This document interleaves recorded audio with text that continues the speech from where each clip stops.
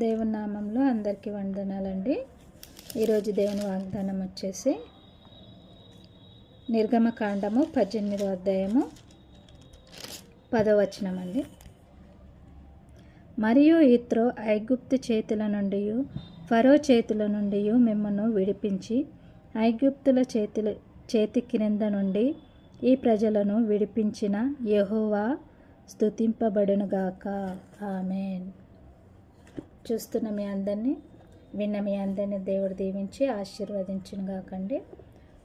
ఈ వాక్యంలో ఉన్న మొదటగా హెచ్చరిక అండి. దేవుడు విగ్రహారాధనను తీసేయని దేవుని వాక్యం ద్వారా సెలవిస్తుంది. ఇంకోటి మనకు ఆపదలు,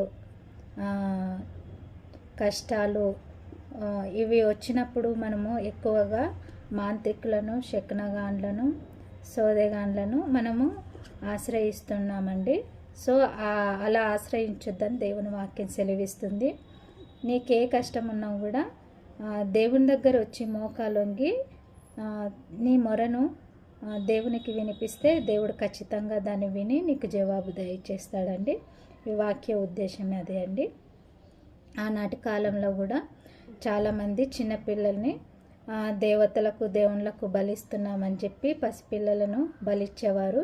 కానీ దేవుడు అవన్నీ తీసివేసిండండి. ఇప్పుడు దేవుడే మన పాపాల కోసము, మన రోగాల కోసము, ప్రతి సమస్తానికి, మనకు మానవులకి కలిగిన ప్రతి సమస్తానికి దేవుడు క్రయాదానం చెల్లించి ఉన్నాడండి.